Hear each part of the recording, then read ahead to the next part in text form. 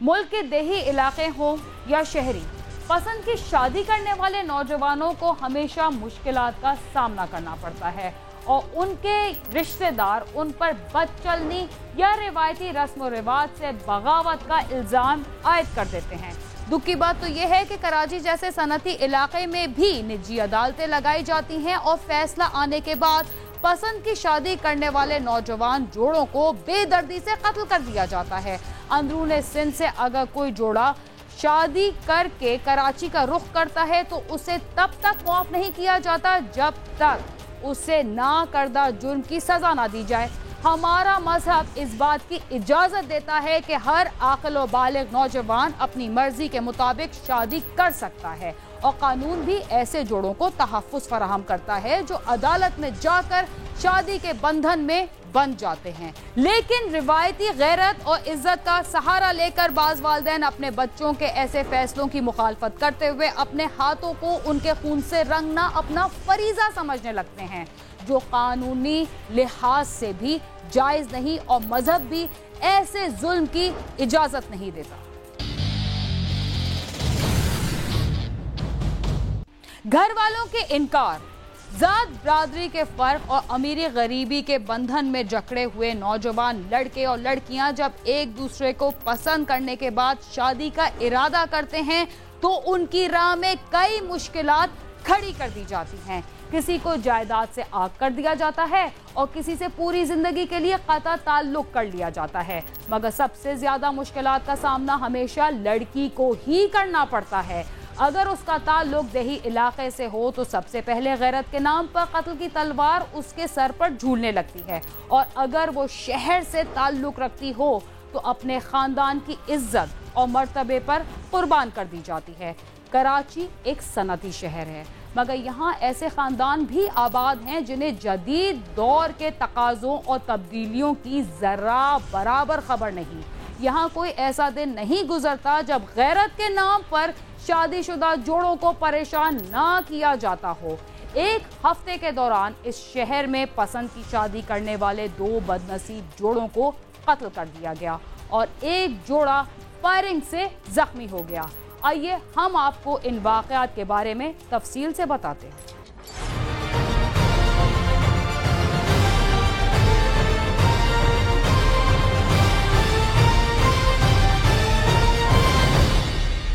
कराची पसंद की शादी करने वालों के लिए खतरनाक शहर बन गया है। इस शहर में 7 रोज के दौरान पसंद की शादी करने वाले 3 जोड़ों पर कातलाना हमले किए गए, जिसमें 4 लोग अपनी जान से गए और 4 जख्मी भी हुए।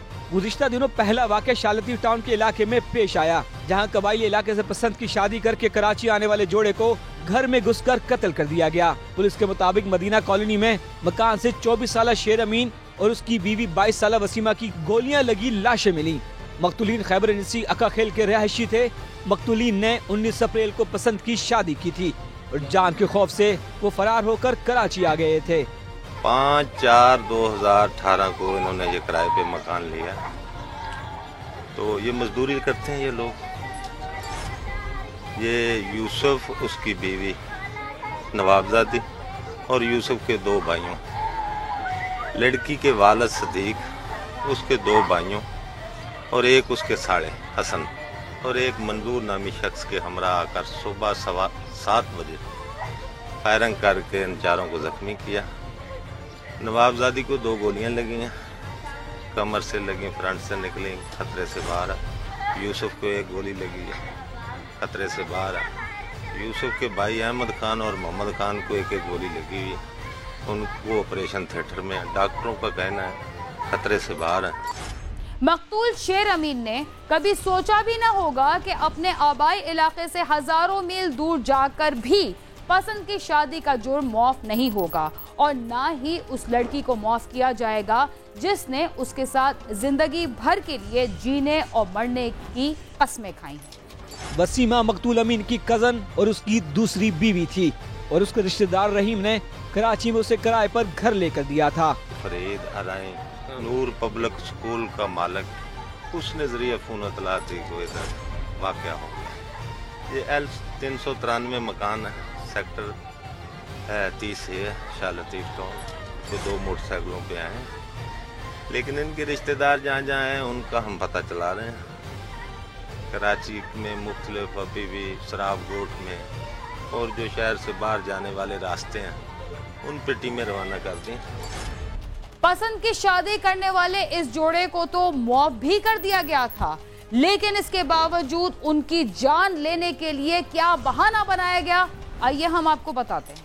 शालतीव टाउन के वाकये के 2 रोज बाद पसंद की शादी करने वाले एक और जोड़े को साइड सुपर हाईवे पर निशाना बनाया गया। फायरिंग के इस वाकये में रिक्शा ड्राइवर आमिर और उसकी बीवी को निशाना बनाया गया। यहाँ भी कत्ल का वाकया कारो का नहीं निकला। मकतूला के लवाहिकीन के मुताबिक मकतूलीन ने 2 साल कबल घर से भागकर शादी की थी और वो कराची के इलाके मोमिनाबाद में रह रहे थे। उसके ससुराल वालों ने वक्ती तौर पर उनसे सुलह तो कर ली, लेकिन मौका देखकर दोनों को कत्ल कर दिया। पुलिस ने इस वाकये में मुलव्विस मकतूला खातून के भाई को भी गिरफ्तार किया है। वकूए वाली रात मकतूल आमिर अपने ससुराल सुकिया गोट खाना खाने आया था। तकरीबन घर से 50 या इतने फासले पे किया, जो सामने मेन गेट है इतने फासले पे उनके घर से किया है। ये 2 साल पहले शादी हुई, लेकिन ये पहली मरतबा नहीं आए। शादी के बाद कम से कम 100-200 मरतबा आ चुके, हर हफ्ते में आ रहे, फर्स्ट टाइम नहीं आ रहे। लेकिन आज पता नहीं, ये इन लोगों ने काफ़ी रोका भी। इनसे हमने पूछा कि भाई इतनी रात को आप लोग इनको जाने क्यों दे रहे थे, क्योंकि हमारे पास 1:30 बजे के आसपास इतला आई। हमने कहा आपने क्यों जाने दिया? बोला भाई वो रुक ही नहीं रहा था कि मुझे किसी का फ़ोन आ रहा है या कोई काम है, किसी को बोल कर आया। निकला, बोला जैसे फायरिंग की आवाज़ हुई हम भाग के गए तो बोला हमने आप लोगों को भी फ़ोन किया, अपने करीबी सभी रिश्तेदारों को फ़ोन मिला और ताने भी भाग के गए। बस ये 2 साल पहले हुई थी, फिर उसके बाद सुलह हो गया था इनका। वो भागी भी थी तो सुलह हो गया था, वो बात ख़त्म हो गई थी। माँ बाप का और इनका सब का इनकी सुलह हो गया, इन लोगों का फैसला हो गया था आपस में, तो उसमें तो कोई वो कहानी वो नहीं आ रही। पसंद की शादी करने वालों के साथ पेश आने वाली खौफनाक वारदातों का अभी इख्तिताम नहीं हुआ, लेकिन यहाँ वक्त हुआ है एक मुख्तसर से वक्फे का, जिसके बाद हम पसंद की शादी के एक और खौफनाक वाक़े से भी आपको आगाह करेंगे। तब तक आप समा के साथ ही रहिए।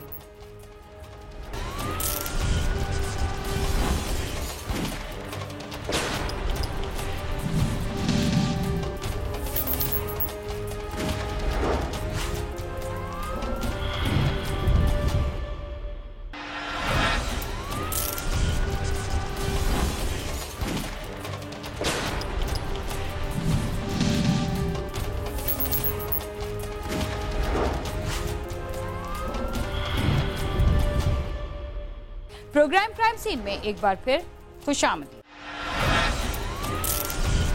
वक्फे से पहले हम आपको बता रहे थे कि पसंद की शादी करने वाले 2 जोड़ों के साथ कराची में उनके रिश्तेदारों ने क्या सलूक किया।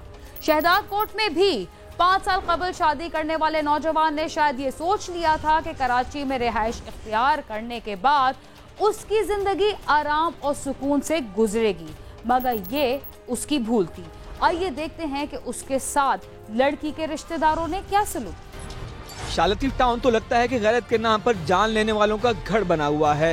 यहाँ माजी में भी कई वाकयात पेश आ चुके हैं और एक हफ्ते में कारोकारी का दूसरा वाकया दूर मोहम्मद गोट में पेश आया, जहाँ पसंद की शादी करने पर लड़की के वालिद ने फायरिंग करके बेटी और दामाद समेत 4 अफराद को जख्मी कर दिया। 6 बजे ये वाकया हुआ है। 4 आदमी हमारे घर में घुस कर आए, हमें दरवाजे में बंद कर लिया कमरे में।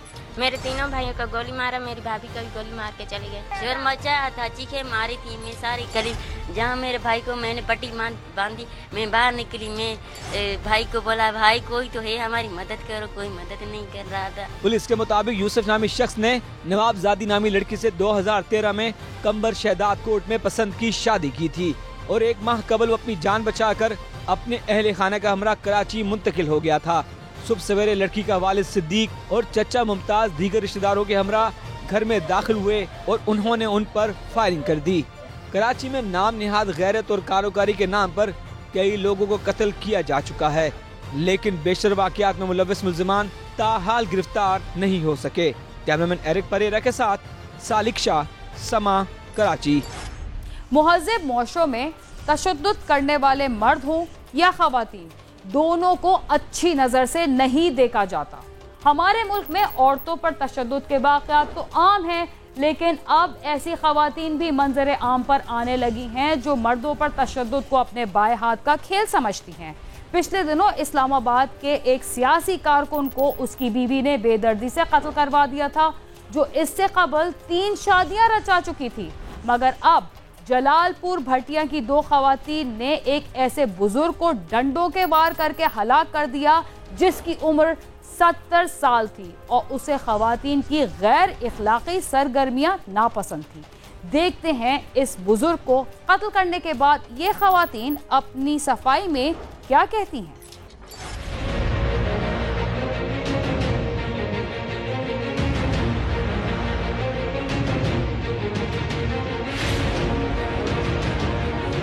अप्रैल को पुलिस को इत्तला मिली कि ट्रॉमा सेंटर हाफजाबाद में एक 70 साला शख्स को जख्मी हालत में लाया गया है, जिसे इंतहाई बुरे तरीके से तशद्दुद का निशाना बनाया गया, जो जख्मों की ताब न लाते हुए जाँबाक हो गया है। 18 अप्रैल 2018 को हमें ये इंफॉर्मेशन मिलती है कि एक बशीर मोहम्मद नाम का आदमी है, इसकी 70 साल के करीब उम्र है और ये ज़ख्मी हालत में लाया गया था ट्रॉमा सेंटर हाफजाबाद में, जहाँ पे वो जहाँ पर ना हो सका है और उसकी वफ़ात हो गई है।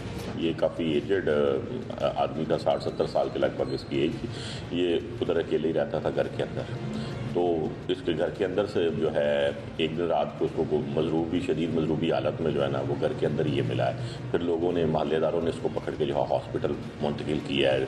जब इसको हॉस्पिटल मुंतकिल किया गया तो ये बड़ी तशवीशनाक हालत में वहाँ पे था। वहीं पे जाके इसके जो है ना हॉस्पिटल में इसकी डेथ हो गई है।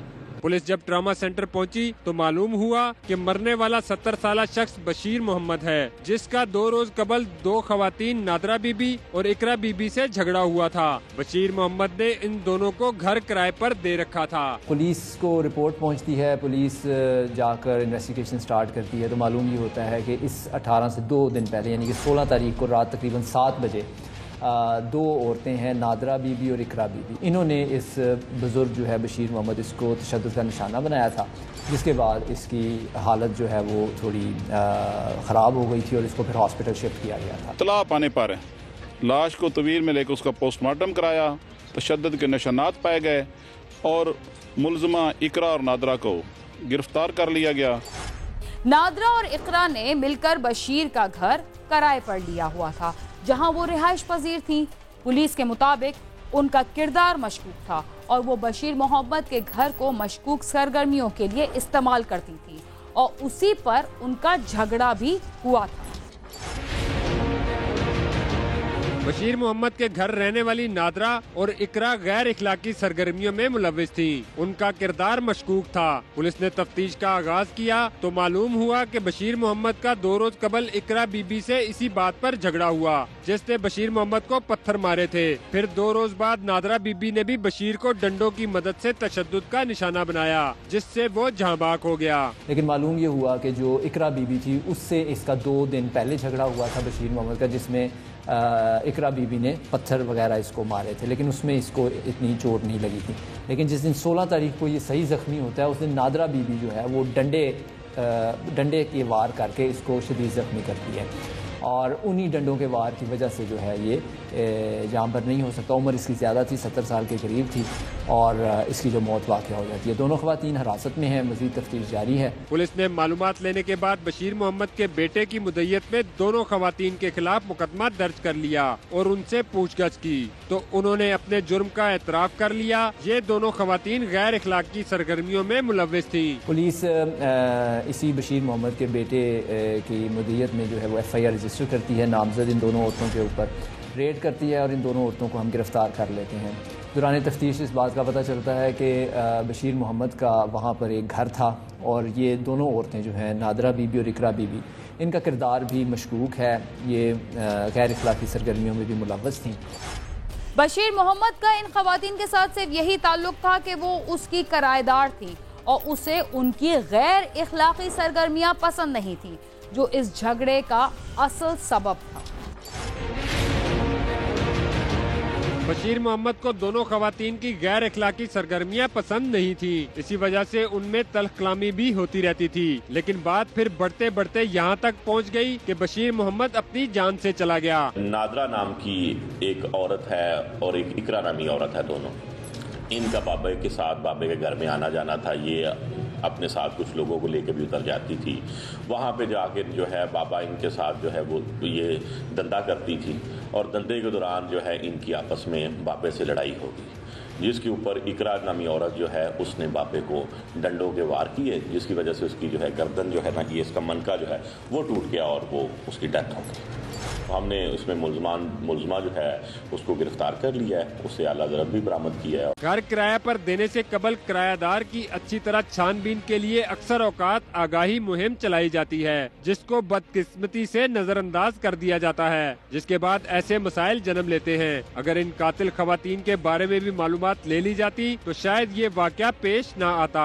साथी रिपोर्टर बिलाल अकबर और कैमरा टीम के साथ नईम जंजुआ, समा, जलालपुर बटिया। किराएदार हो या मालिक मकान, जब तक एक दूसरे के मसाइल को समझकर जिंदगी नहीं गुजारते, बहुत सारी परेशानियों में घिरे रहते हैं, जिसके लिए जरूरी है कि किराए पर मकान लेते वक्त दोनों एक दूसरे को अपनी असल हैसियत से आगाह करें, ताकि मुस्तकबिल में पेश आने वाली परेशानियों से छुटकारा मिल सके। इसके साथ ही क्राइम सीन अपने इख्तिताम को पहुंचता है। अगर आप हमसे राब्ता करना चाहते हैं तो हमारा पता है cs@sama.tv। इसके अलावा आप YouTube, Facebook और Twitter पर भी हमसे राब्ता कर सकते हैं और हमारा प्रोग्राम भी देख सकते हैं। वीना खान और क्राइम सीन की टीम को इजाजत दीजिए और देखते रहिए समा।